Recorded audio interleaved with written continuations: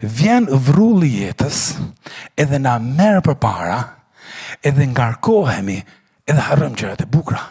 Harrojmë gjërat që bën Perëndia me ne, edhe në ne, edhe nëpërmjet nesh.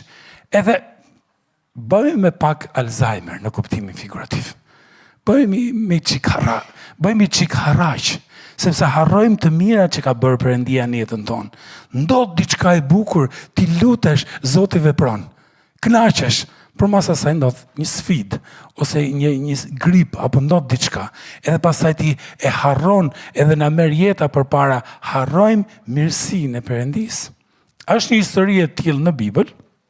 Një ditë Jezusi po ecte edhe takoi rrugës 10 njerëz të smur me lebër.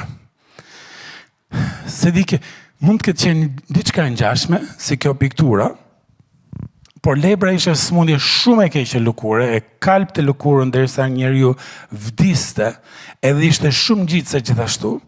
Edhe këto që kishin smundje të tillë, jo vetëm që vuanin fizikisht, po vuanin edhe duhet ishin të shkëputur nga komuniteti, duhet ishin në karantinë. Mamen karantinën e 2020-s. Është e njëjta gjë, duhet shkëputeshin në karantinë, edhe duhet vinin për check-up çdo javë për të parë nëse ishin shëruar ose jo, edhe nëse ju lejohej të ktheheshin në komunitet ose jo. Edhe Jezusi has 10 burra të tillë në rrugë. Edhe ju lutën që t'i shëronte. Jezusi, e di çfarë i tha Jezusi?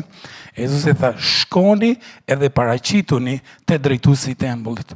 Dhe rrugës keni për të shëruar. Shkoni, paraqituni atje, edhe që t'ju shikojnë që ju jeni pastruar, edhe që mund t'ju lejojnë që të ktheheni te familjet tuaja dhe te komunitetet tuaja.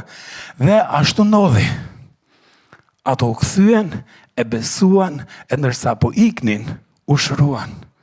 Edhe kjo ngjan me shumë mrekullit Jezus. Jezusi bënte shpesh mrekulli të tilla, në ecje e sipër, në lëvizje e sipër, vetëm fliste dhe gjërat. Ma amen historinë e Kornelit, një histori që Jezusi e shëroi atë me wireless, që Jezusi i tha, shko në shtëpi, sepse ai është shëruar, pa e prek fare në distancë, vetëm foli, edhe ndodhi ai shërimi atë. Jezusi e gjen Bibël që bën shumë herë mrekulli të tilla. Por si vazhdon historia? Luka 17, vargu 15, thot kështu. Dhe një nga ata, sa ishin? 10.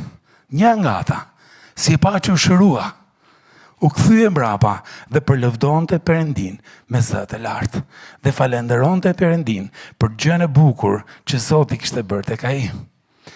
Edhe është çike çuditshme, si ka mundsi, sepse historia thotë ishin 10, pse u kthye vetëm njëri? Edhe na vjen të themi, sa rob koti kanë qenë atëherë? Sa rob mos mirënjohës, sa njerëz mos mirënjohës kanë qenë atëherë? Sidomos ato të 9 herë ishin shumë mos mirënjohës fare. Ishin shumë mos mirënjohës. Por nxitja ime do ishte shiko, le të mos ngutemi. Sepse her pas here edhe ne jemi si ato. Her pas here edhe ne harrojmë sa shumë kujdeset për ne, edhe i marrin gjërat për të mirëqena, edhe harrojmë dorën e Perëndisë, harrojmë kujdesin e Perëndisë në jetën tonë. Edhe nosha ja të kujtojnë ca momente. Nosha në fillim ti ishe të fshati jot ose të qyteti jot dhe thuaj, Zot, veç të fitoj shkollë në Tiranë. Kjo është dëshira ime, kjo është lutja ime.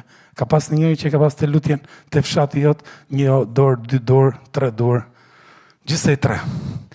Edhe unë luta, kjo lutje s'mu dëgjua mo, por të është dëgjuar ty. Edhe, shikoj, ti u lute, Zot dua ta filloj. Edhe çano, Zoti e bën këtë gjë, edhe ti erdhe fillove në shkollën. Edhe çano, sa fillon shkollën, fillon ankohesh për mësuesët. Sa të vështirë janë mësuesët, sa e zhurmshme është Tirana nuk jetohet, sa qetësi ishte te fshati im, ose u lutet filloje punë. Zot ndihmo që do filloj punë. Edhe fillon punën, edhe pa bën një muaj çanoth. Fillon ankosh sa i vështirë është pronari, sa i vështirë është puna, ta dishti sa pak paguhem unë, ta dishti sa shumë lodhem unë. Ose luteshe edhe thoje kur ishe beqar, se kur të lidhe me i gocë për smari. Ose me i shumë për smari. Se gjithë po lidhen. Po unë pse s'po lidhem. Edhe ti u lute, edhe Zoti e dëgjoi. U lidhe, u martove. Edhe sa u martove, kalojnë ca kohë, fillon ankohesh. Ore, sa menaze pas ka qenë kjo? Sa shumë flis ka kjo? Ose sa pak puno ka ky? Unë e dija që ishte punëtor, ky s'punon hiç. Ose pastaj lute, o Zot, dua të krijoj një familje. Dua të krijoj të kumzhoj shtëpia jon, ketë një çik zhurmë. Edhe erdhën kalamajt, u mur shtëpia. Edhe sa u mur shtëpia fillove të ankohesha. Ore, na u grim nga pampersat. Ky s'ti me na lu, ky vetëm qaj, gjithë natën zgjut. Çfarë na not në njerëzve që harrojmë kaq shpejt gjën për cilin jemi lut, gjën për cilin ne kemi dëshiru edhe kemi kërku Perëndis. Na herë na është fiksu ideja që për ta falenderu Perëndin duhet të presim derisa gjërat na bëhen marë. Kur të bëhen gjitha marë, kur të shkojnë gjitha mirë, atëherë do e falenderoj Perëndin. Sepse po pres për këtë, po jo vetëm për këtë, po pres për këtë.